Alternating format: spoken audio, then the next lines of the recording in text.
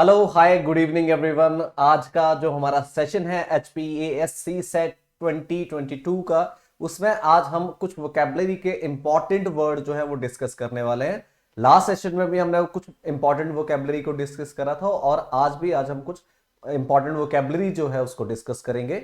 तो चलिए शुरू करते हैं अपने फर्स्ट क्वेश्चन के साथ। जो हमारा फर्स्ट क्वेश्चन है, ठीक है, that is gradual recovery from illness.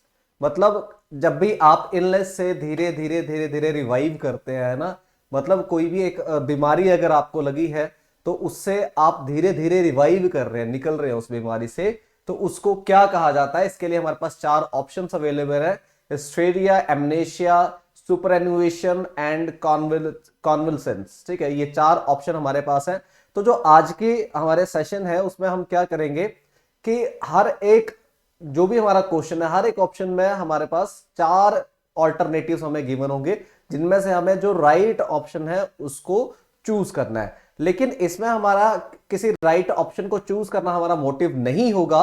हमारा मोटिव क्या होगा? हमारे मोटिव में हमें ये रखना है कि जो भी आपके चार वर्ड्स आपको देखने को मिले हैं, उन चारों वर्ड्स के मीनिंग जो है हम जान लें। मतलब यहां पर सही आंसर करना हमारा मोटिव नहीं है। हमारा मोटिव है हर एक वर्ड को गहराई से जान लेना, गहराई से पहचान लेना, ताकि आपके एक क्वेश्चन में चार वोकेबलरी आप प्रिपेयर कर पाए। ठीक है, तो आज के सेशन में टोटल 10 क्वेश्चंस मैं लूंगा और हर एक क्वेश्चन में चार वोकेबलरी हम सीखने वाले हैं, यानी कि चार वर्ड जो है उनके बारे में जानने वाले हैं। तो टोटल जो होंगे हमारे वो 40 वर्ड्स हम आज सीखने वाले हैं। चलिए तो देखते हैं हमारा जो फर्स्ट इसका एक्सप्लेनेशन है, जिसमें हमारे पास ये चारों वर्ड्स हमें देखने को मिल रहे हैं। ठीक है जी, हिस्टेरिया वर्ड भी है, एमनेशिया भी है, सुपरएनुएटेड भी है एंड कॉन्वल्सेंस भी है। तो इन चारों वर्ड्स के बारे में अगर हम जाने तो हमें देखने को मिल रहा है कि हिस्टेरिया क्या, बिहेवियर एग्जिबिटिंग ओवरवेलमिंग और अनमैनेजेबल फियर और इमोशन एक्सेस। देखिए मैं इसको सिंपल सी भाषा में समझा देता हूं।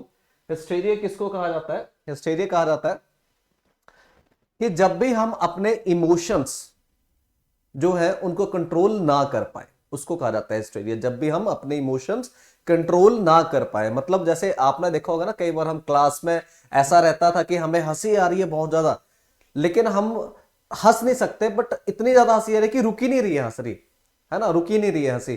तो ऐसे कई बार ऐसा निकली जाती थी थोड़ी बहुत हंसी ना, तो मतलब वो क्या थे कि हम अपने इमोशंस को जो ना कंट्रोल नहीं कर पा रहे और उनको एग्जिबिट कर दे रहे हैं। जैसे कई बार गुस्सा नहीं रुका यार, अंदर से गुस्सा आ रहा था, रोक नहीं पाए, सबके सामने आ गया गुस्सा बाहर, है ना, तोड़ फोड़ दिया, किसी के साथ मारपीट कर ली, गाली गलौज कर ली। ठीक है, तो जब भी हमारे जो इमोशंस है ना वो बहुत एक्सेस में आ जाए और एग्जिबिट हो जाए, that is called hysteria. Clear?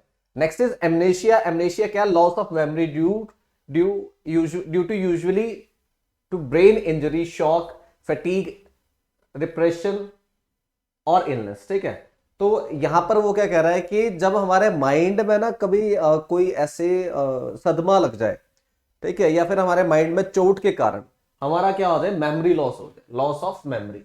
ठीक है, हमारा क्या हो जाए, मेमोरी लॉस हो जाए। उसका कारण कोई भी हो सकता है, उसका कारण कोई चोट भी हो सकती है, उसका कारण कोई इमोशनल ट्रॉमा भी हो सकता है, ठीक है, कोई इलनेस भी हो सकती है, किसी भी तरह का, किसी भी तरह से जब हमारा लॉस ऑफ मेमोरी हमें देखने को मिले, दैट इज कॉल्ड एमनेशिया।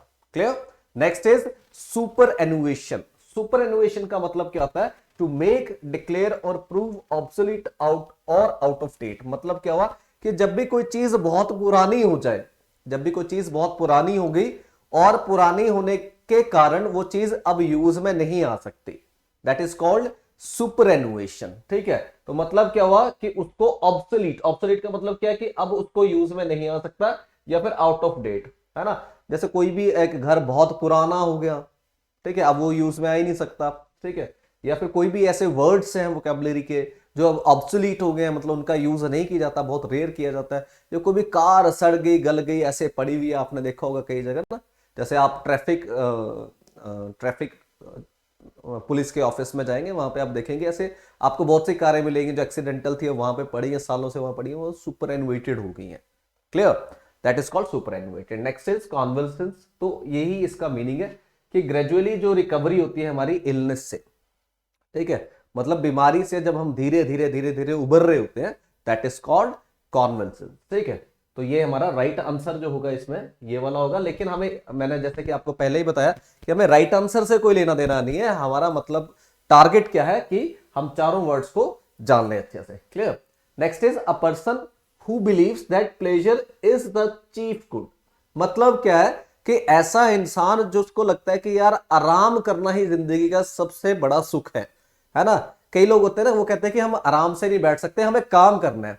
लेकिन कई लोग ऐसे होते हैं वो कहते हैं कि नहीं यार, मतलब आराम से बैठेंगे, कोई काम नहीं करना, बैठे बैठाए पैसे मिलते रहे, खाना मिलते रहे, मतलब मजे करें जिंदगी में। ठीक है, तो उसको क्या कहा जाता है, ऐसे पर्सन को क्या कहा जाता है? तो चार ऑप्शन हमारे पास है यहाँ पर, स्टोइक है, हेडोनिस्ट है, एपिक्योर है एंड सेंसुअल है। तो देख लेते हैं चार वर्ड्स को, इनके क्या मीनिंग है। स्टोइक का मतलब क्या है? वन हु सफर्स पेन और डिफिकल्टी विदाउट कंप्लेनिंग। मतलब जिसको किसी दुख से कोई फर्क नहीं पड़ता, ठीक है, किसी पेन से कोई फर्क नहीं पड़ता, वो हमेशा क्या रहता है, एक जैसा रहता है, चाहे दुख हो चाहे सुख हो। ठीक है, वो कोई कंप्लेन नहीं करेगा, उसको सहता रहेगा। कोई दुख आ गया उसको सहता रहेगा, ठीक है, या फिर कोई पेन है उसको सहता रहेगा विदाउट एनी कंप्लेन। ठीक है, वो कंप्लेंट करेगा ही नहीं, तो उसको क्या कहा जाता है? उसको कहा जाता है stoic. Clear. Next is hedonist. Hedonist is the one who believes that pleasure is the chief good. मतलब हेडोनिस्ट एक ऐसा इंसान जिसको लगता है क्या कि आराम करना, ठीक है, कि जिसको हम बोलते हैं ना हड आराम हो गया। हड आराम का मतलब क्या होता है कि यार ये बंदा काम ही नहीं करना चाहता, दैट इज कॉल्ड हेडोनिस्ट। ठीक है, तो हड आराम से याद रख लो, हेडोनिस्ट तो थोड़ा थोड़ा सा मिल रहा है, मतलब कई लोग ऐसे याद कर लेते हैं, मैंने भी ऐसे ही याद किया हुआ है। ठीक है, तो आप लोग भी ऐसे इसको याद रख सकते हैं। Next is epicure, a person who enjoys high quality food and drink. मतलब क्या हुआ कि जिसको, मतलब जिसको ना स्वाद स्वाद खाना, स्वादिष्ट खाना, स्वादिष्ट पीना, इन चीजों से बड़ा प्यार होता है ना। जो इस तरह का होता है कि उसको ये चीजें पसंद है कि हाँ यार अच्छा अच्छा खा लिया, ठीक है, अच्छा अच्छा पी लिया, तो उसका जो पारखी होता है, उसका जो प्रेमी होता है उन चीजों का, that is called epicure. Clear. Next is sensual. Sensual जो वर्ड है that is connected with physical and sexual pleasure. ठीक है, उसको कहा जाता है सेंसुअल। ठीक है, तो कोई भी ऐसी चीज, ठीक है, या फिर कोई भी ऐसा जिसको बोल सकते हैं फीलिंग, ठीक है, या कोई भी ऐसा act that is connected with physical and sexual pleasure is called sensual. Clear. चलिए नेक्स्ट अपना क्वेश्चन देखते हैं। नेक्स्ट क्वेश्चन क्या है हमारा? Voluntarily giving up throne by king. मतलब जब कोई राजा अपना थ्रोन, यानी कि जो उसका ताज है, उसको वॉलंटरली क्या कर दे, दे दे किसी को कि यार मेरे को नहीं करना, मैंने छोड़ दिया ये, ठीक है, कि मेरे को राजा नहीं बनना, उसको क्या कहा जाता है? उसके लिए चार ऑप्शन हमारे पास अवेलेबल है, abdication, resurrection, accession and renunciation. इन चारों वर्ड्स, चारों ही वर्ड बड़े इंपॉर्टेंट है, और इनमें सबसे ज्यादा इंपॉर्टेंट वर्ड ये तीन है। ये तीन वर्ड बहुत इंपॉर्टेंट है क्योंकि इसका अंदाजा लगाया जा सकता है, लेकिन तीनों शब्दों को हमें समझना जरूरी है, और ये इंपॉर्टेंट भी है, मतलब इंपॉर्टेंट वोकैबुलरी का पार्ट है ये आपके। क्लियर। तो देखते हैं यहाँ पर इन चारों वर्ड्स का मतलब क्या है। एब्डिकेशन का मतलब क्या हुआ? जो ये यहाँ पर लिखा हुआ है कि जब कोई राजा अपनी मर्जी से अपना थ्रोन क्या कर दे, दे दे किसी को, किसी दूसरे को दे दे, दैट इज कॉल्ड एब्डिकेशन। ठीक है। Next is resurrection. रिसरेक्शन का मतलब क्या हुआ? Act of coming back into use और इंपॉर्टेंस। मतलब किस चीज को दोबारा से यूज में लेकर आना, जो चीज पहले यूज में नहीं रही थी, ठीक है, जिसको पुनर्जन्म भी कहा जा सकता है, तो उसको दोबारा से यूज में लेके आना और उसकी इंपॉर्टेंस दोबारा से बिल्डअप करना, दैट इज कॉल्ड रिसरेक्शन। ठीक है। नेक्स्ट इज एक्सेशन का मतलब क्या होता है? Act of taking up a position as the ruler of country. मतलब जब भी क्या करते हैं, जब भी किसी बहुत बड़ी ऑर्गेनाइजेशन का, किसी कंट्री का, किसी स्टेट का, ठीक है, क्या करते हैं हम? एज अ रूलर जो पोजीशन है उसको हम क्या करते हैं? टेकअप करते हैं। ठीक है, that is called accession. Next is renunciation. Renunciation का मतलब क्या होगा? Act of rejecting something. मतलब किसी भी चीज को ना डिनाइल करना किसी चीज से, कि यार ये चीज हमें नहीं पता, रिनंसिएट बोलते हैं उसको। ठीक है, तो रिनंसिएशन एक ऐसा एक्ट होता है जब हम किसी चीज को रिजेक्ट कर दे। किस वजह से रिजेक्ट करें? कि उस चीज को हमने पहले ही एंजॉय करा हुआ है या एंडोर्स करा हुआ है उस चीज को हमने पहले ही। ठीक है, तो जो चीज हमने पहले ही करी हुई है या पहले से ही जो चीज हमें पता है, ठीक है, उस चीज का डिनाइल करना कि यार अब नहीं करना, रिजेक्ट। ठीक है, जैसे मान लीजिए कि आपने कोई खाना पहले खाया हुआ है, बहुत पहले आपने कोई खाना वो खाया हुआ है, आपने उस चीज को एंजॉय किया हुआ पहले, या आप कहीं पहले घूमने गए हुए हैं, और आपके फ्रेंड्स ने कहा कि यार चल वहां घूमने चलना, आपने कहा नहीं यार मैं पहले जा चुका हूं वहां पे, अब मेरा जाने का मन नहीं है, तो दैट इज कॉल्ड रिनंसिएशन। मतलब जब किस चीज को रिजेक्ट कर देना कि नहीं, किस वजह से, जिसको तुमने पहले से यूज किया है, पहले तुमने एंजॉय किया है या एंडोर्स किया है, तो उसकी वजह से किस चीज पे रिजेक्शन देना, that is called renunciation. Clear है जी बात इतनी?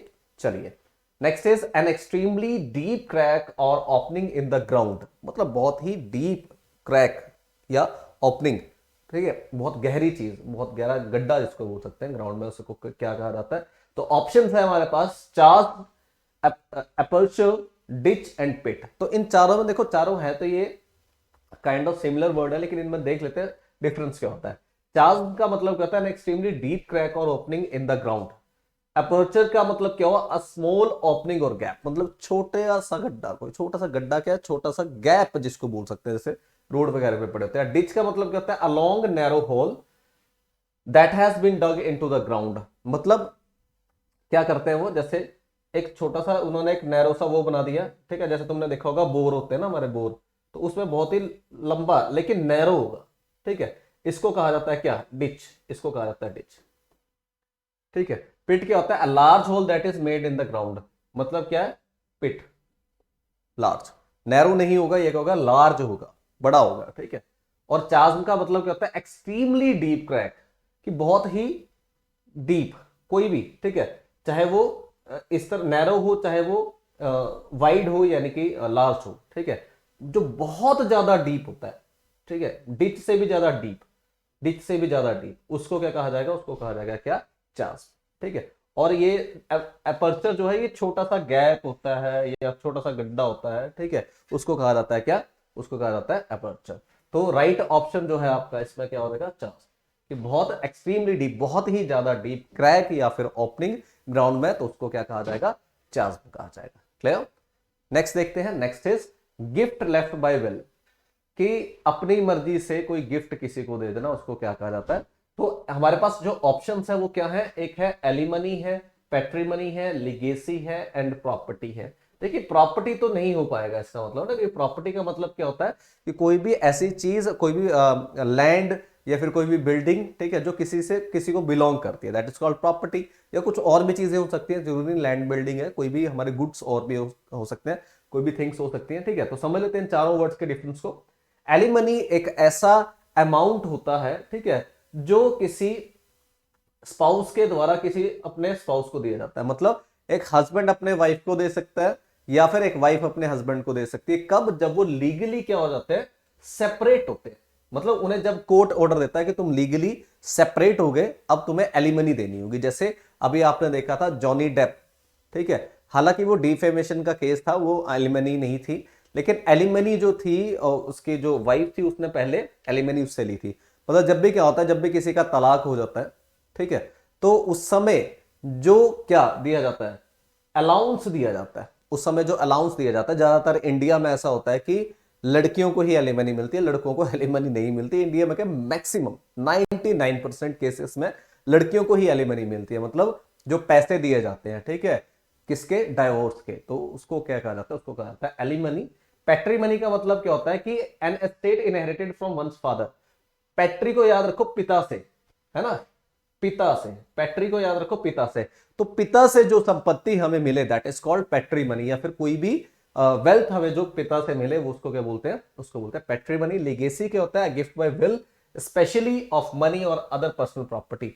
मतलब अपनी मर्जी से, अपनी मर्जी से खुश होकर किसी को कोई चीज दे देना, ठीक है। तो क्या है? अ गिफ्ट बाय विल, मतलब अपनी मर्जी से किसी को कुछ कोई चीज गिफ्ट कर देना, ठीक है, तो उसको क्या कहा जाता है? उसको कहा जाता है लेगेसी। अब वो मनी में भी हो सकती है या किसी दूसरी पर्सनल प्रॉपर्टी की फॉर्म में भी वो चीज हो सकती है।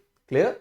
Next is property. किसको कहा जाता है? प्रॉपर्टी हमने समझ लिया था, a thing specially land and building belongs to somebody, उसको कहा जाता है, ठीक है। तो गिफ्ट लेफ्ट बाय विल क्या होगा इसका आंसर? इसका आंसर क्या हो जाएगा? लेगेसी, ठीक है। तो एक ऐसा गिफ्ट जो अपनी मर्जी से। अच्छा, ये ऐसा भी हो सकता है कि मैंने अपने मरने से पहले मैंने कोई एक विल बनाई, ठीक है, और उस विल में मैंने किसी को कोई चीज गिफ्ट कर दी, तो दैट इज कॉल्ड, उसको क्या कहा जाता है? उसको कहा जाता है लेगेसी। क्लियर? नेक्स्ट देखते हैं। Next is the act of killing one's wife. अब यहाँ पर जो कोई भी किलिंग से रिलेटेड जो वर्ड आएंगे ना, उनमें आपको साइड जरूर दिखेगा, साइड वर्ड, ठीक है। साइड का मतलब ही क्या होता है, इसका मतलब ही होता है किलिंग। साइड का मतलब ही क्या होता है, किलिंग, ठीक है।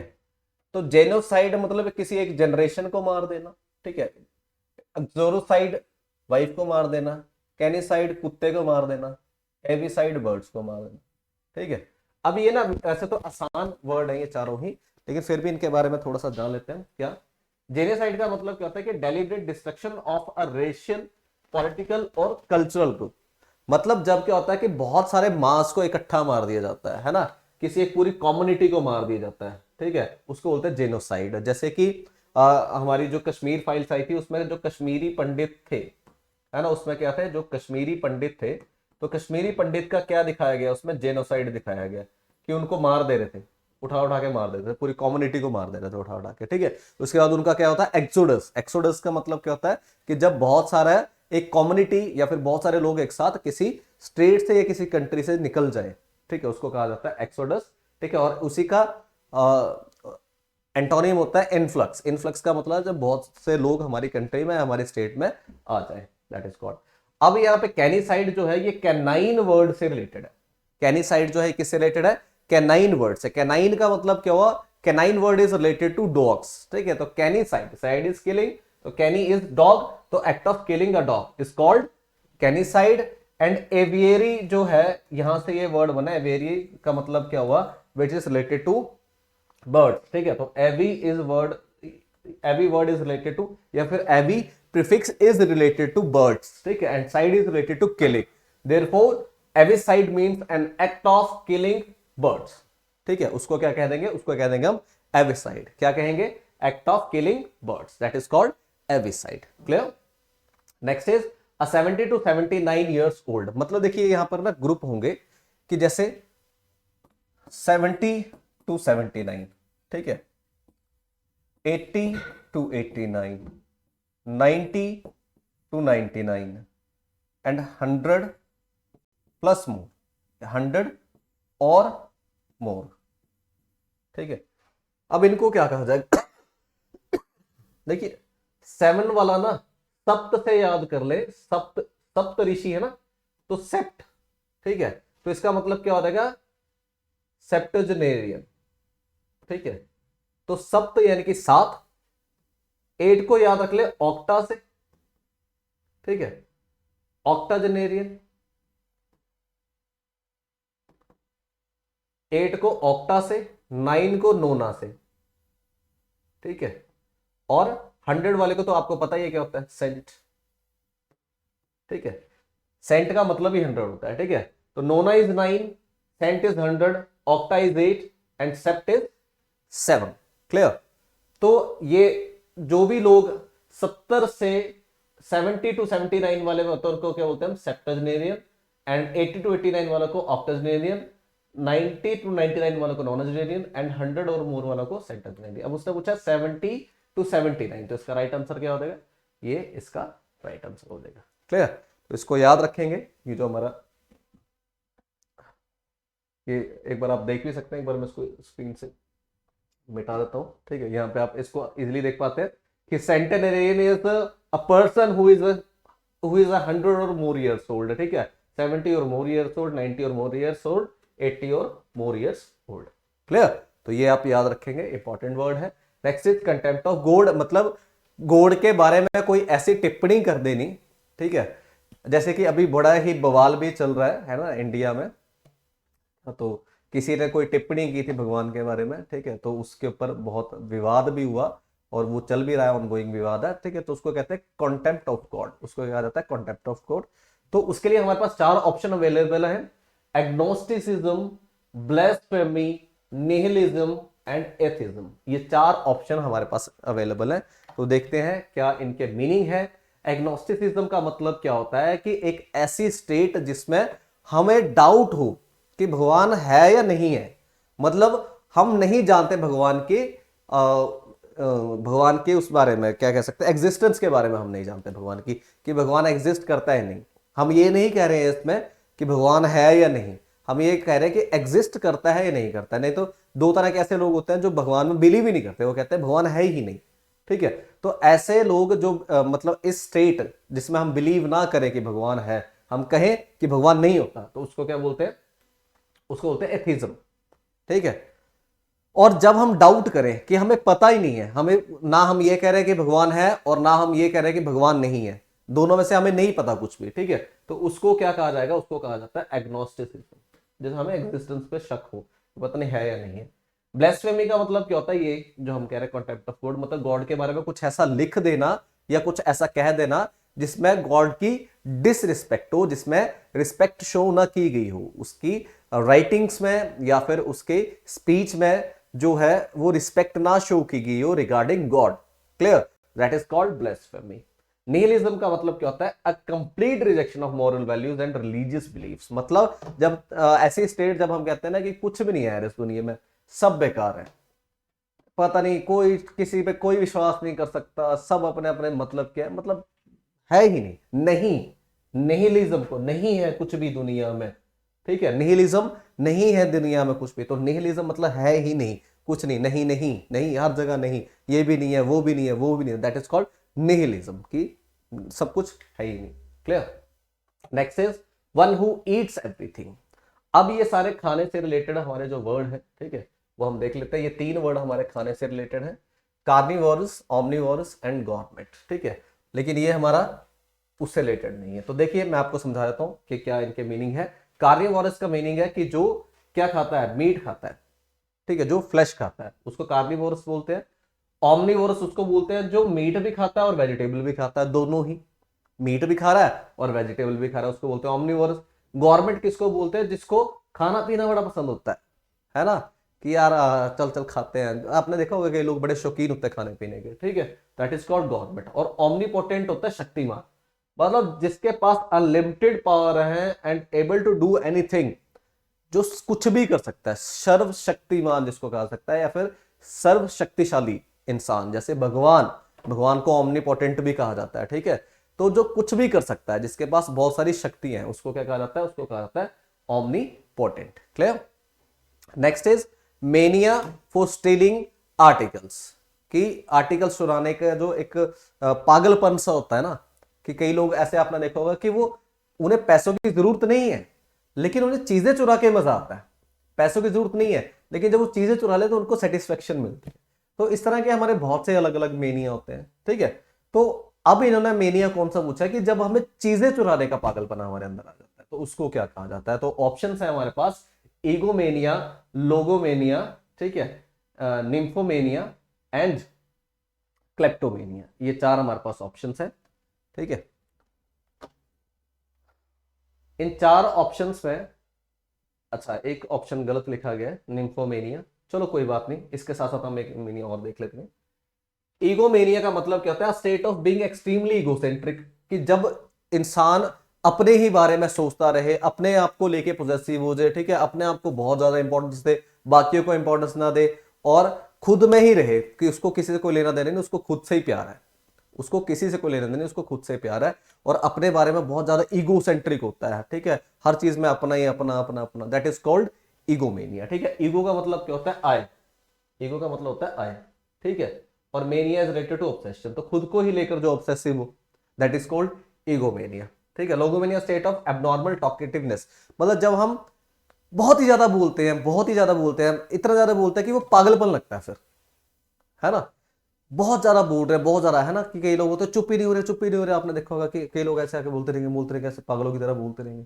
ठीक है, तो दैट इज कॉल्ड लोगोमेनिया। उस समय उस सिचुएशन को कहा जा सकता है लोगोमेनिया, कि यार ये तो चुप ही नहीं हो रहा यार, ये तो बोल ही जा रहा है, बोल ही जा रहा है, आप कह रहे चुप हो रहा है यार, वो फिर भी बोली जा रहा है, चुप हो रहा है यार, फिर भी बोली जा रहा है, क्योंकि उसको ऑब्सेशन हो गई बोलने के साथ, उसको बहुत मजा आ रहा है बोल बोल के।